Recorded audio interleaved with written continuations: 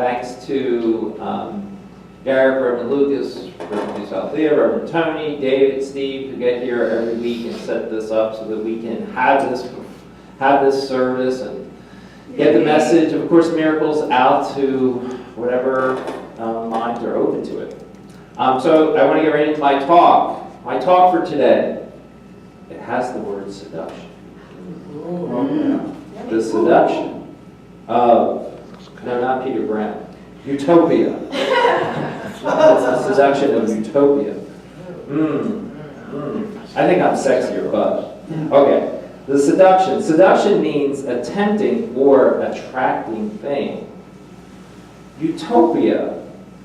So Utopia comes to us from Sir Thomas More, who wrote this book back in the time of Henry VIII about a perfect society.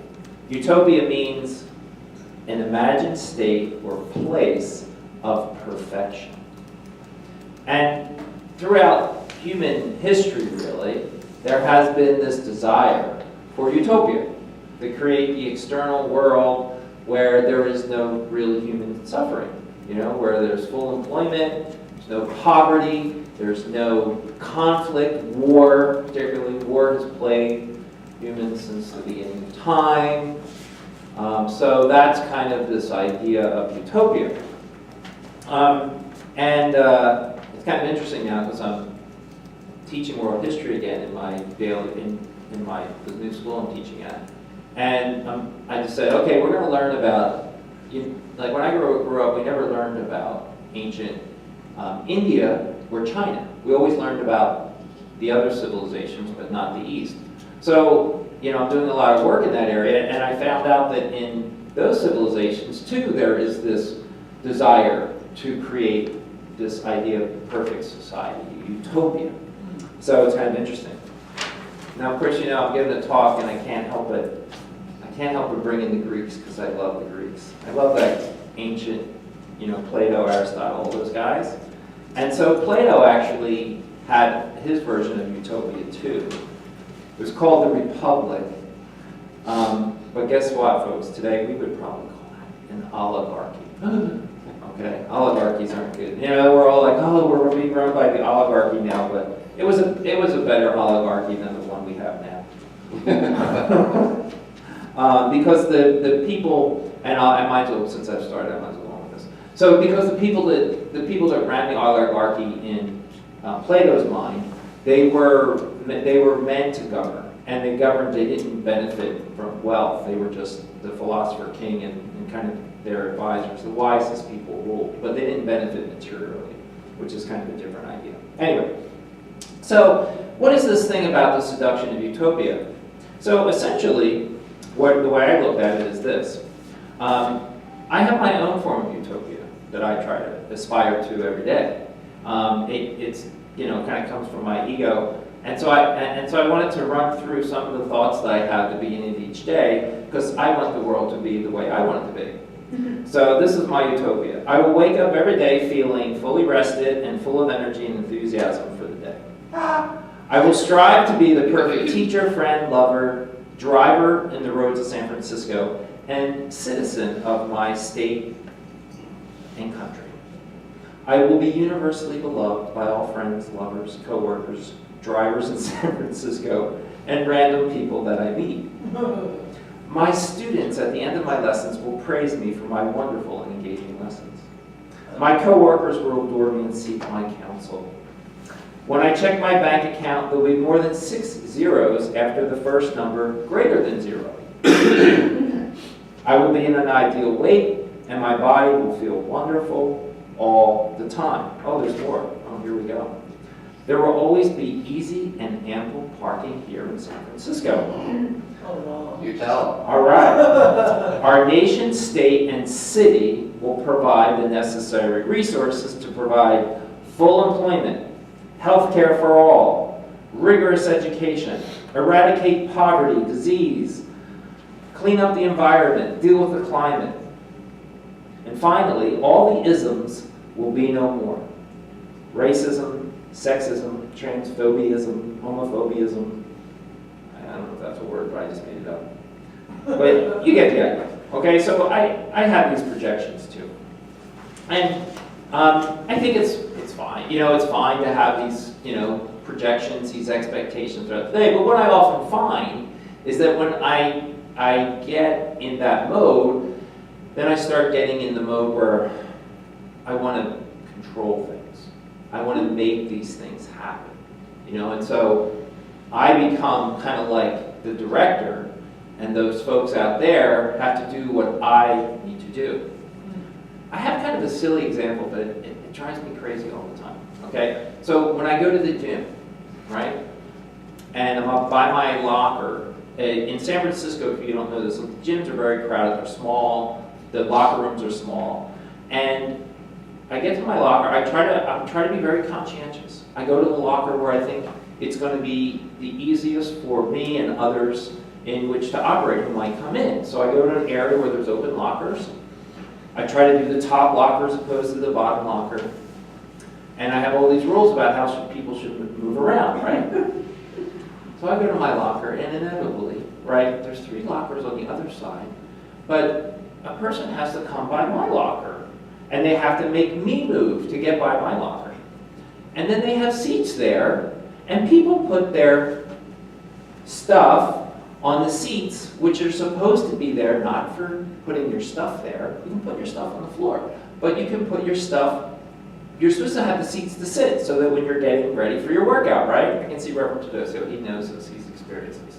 Okay? They can do, so I have all these rules. And then, not only do they do that, but there's all these other lockers to use, and you're in the top locker, and they come right below you to go to the locker right below you. Which then means, right, that it's like, you're all up in each other's business, okay? So in my utopia, people would follow my rules, wouldn't they? They would do what I wanted, right? And see, and isn't that what we do though? Isn't that what we do with our ideologies, right? With our projections, okay? Now you just saw in my particular utopia, there would be full employment, there would be education, healthcare. But if you talk to somebody else in New York City on Wall Street, that's not their utopia. Their utopia is like free market, and you got to work for what you get, and they have a different idea. So right away, my utopia is conflicting with somebody else's utopia, right? So my projections conflict with somebody else's projections. Course in Miracles says this: you do not really want the world you see, for it has disappointed you since time began. The homes you built have never sheltered you. No city that you built has withstood the crumbling assault of time. The aching world has not the power to touch the living world at all. Now, in today's reading, Steve read, I don't know about you, sometimes do you guys just fall in love with a part of the Course in Miracles? You ever get a section and you just and I'm on chapter 28 in the text, and I just keep going oh my God, that's profound. Wow, it's amazing. Sometimes in our class on Thursday night, we get we're ding, ding, ding, you read, and it's like it's like a pinball machine. You're like, wow, that's wisdom, that's insight. Wow. I don't know why it is. Sometimes our minds are open to that, But so what the Course says is when we have these kinds of, when our utopia doesn't work out, probably 1,000 times a day, right? What do? Okay, so we think that, hey, okay, it appears, because part of our mind shut off, it appears as if the world made us, right? We have mom and dad, boom, we come out of the womb. Here's the world, stuff starts happening to us, I'm hungry, the kid in kindergarten doesn't play with me, doesn't build blocks with me, plays with somebody else, my feelings get hurt, all this stuff is happening to me, right? And that's what we believe. We believe that the world affects us, okay? And so as long as that happens, right, then we're hurt, we're subject to the stock, I call it the stock market of the world, right? What's the stock market like? Some days the Dow Jones is doing really good, isn't it? Damn, I'm up 200 points. okay? And some days, especially in December, it's down. You know, oh, the stock market lost 600 points. It's down 3 points. It's down this, it's down that. So when we're the effect of the world, we're subject to the roller coaster, aren't we? Okay? We're subject to the roller coaster. But if we listen to chapter 28, and the reading that Steve did, effects do not create their cause, but they establish its causation. Right? So what it's saying here is that we have a choice now. So when something in our utopia doesn't work out, perception. Right? So when something in our perceptual field doesn't work out, what do?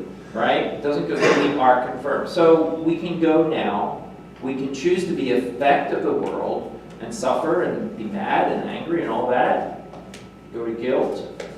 Or we can say, oh, wait a minute, I'm a Course in Miracles student.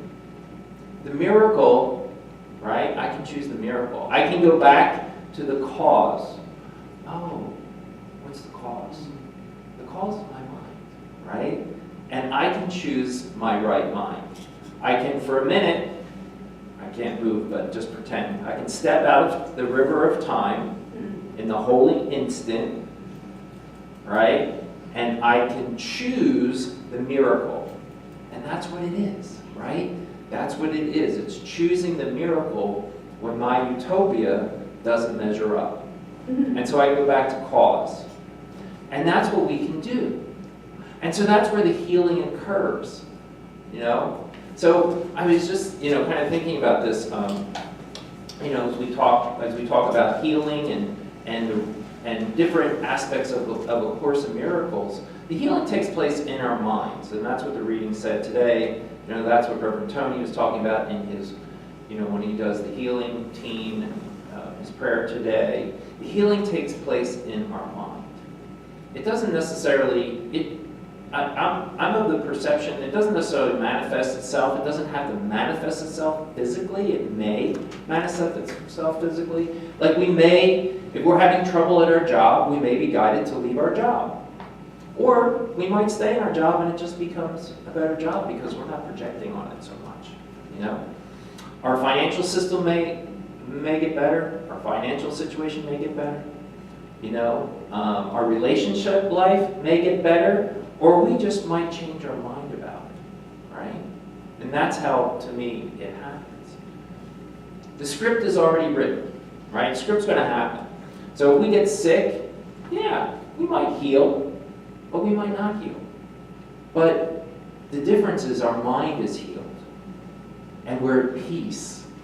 And so whatever the sickness is, we don't have the same relationship to it. We're not in pain, we're not suffering. Even Jesus, right? Listen to the Course in Miracles. I think what the Course in Miracles tells, Jesus on the cross died, body died, but didn't suffer. He had no more guilt. His mind was healed. So yeah, did he come back? Yeah, he came back, right? Projected the body. At that point, he was such a level to project the body. Did he stay? Hell no. He didn't say, he was like, I'm getting out of here, right? I'm enlightened, I'm awake, I'm going to help you. I'm going to be your elder brother, as it says in the Course in Miracles, but he didn't stay, okay? And of course, we have to remember, that the world was over long ago. Because that's another thing it's another thing to keep in mind, right? Is that the world was over long ago. And sometimes those thoughts, I'm kind of a practical Course in Miracles student. I'm like, what's going to help me right now? Okay? What's going to help me when this kid is calling me a bad mother, mumpa, bumpa, or, yelling at me and screaming at me in the classroom? What's going to help me? Well, getting angry is not going to help me. Condemning him or her then is not going to help me. Right? What's going to help me is go back to peace, right? Go back to the miracle, if I can remember in that moment. Step outside it. Oh, look at that. Hey, Johnny's he's acting out that unconscious thing for me. Oh, I can forgive. right? I can let it go. I can come from peace. I might not have to say anything. Sometimes I just sit there and say, thank you for sharing, okay? One time I had a kid tell me to fuck off, and I was like, interesting. Would you like to apologize for that? And they were like, yeah, okay, here we go. We went right, boom, class moved right on. Everyone's shocked, where did I get that from? Of Course in Miracles, All right, so what's kind of our alternative? Like, what's the Course's real alternative or version of Utopia? Okay, and I think a lot of you probably are now. You're probably thinking of it's the real world, right? It's this notion of the real world. What is the real world? The real world is the state of mind in which, through total forgiveness, the world of perception is released from the projections of guilt we have placed upon it. Right? Projections of guilt. So we're bringing our spirit to it, right? Now let's be real. But Course in Miracles has been around for what? 75, what we say 70, I don't know, 75, 25, plus 20, 45, 50 years. Let's say 50 years, okay? It's been in human consciousness. In ego-linear time, it's been around 50 years, right? So we're probably just kind of beginning the process of this. Those of us out there, there's like 1 million books copied. It's getting all over the world. It's getting into the stream of consciousness. But it's still kind of an early teaching, if you look at the span of things. But the more and more of us who manifest the real world, the more and more of us who heal, like are actively practicing it, we're going to see it more. We're going to experience it more. But the nice thing about it is we don't have this burden of having to fix the world. We don't have to fix anything. We don't have to go out there and fix people.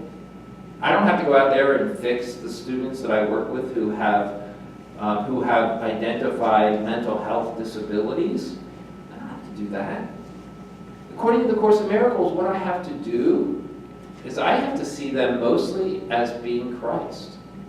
I have to see them as being innocent. I have to see myself as being innocent. As far as I can tell, human consciousness, to me, has like four levels, okay? It has the intrapersonal, right? My relationship to myself. The interpersonal, my relationship to others.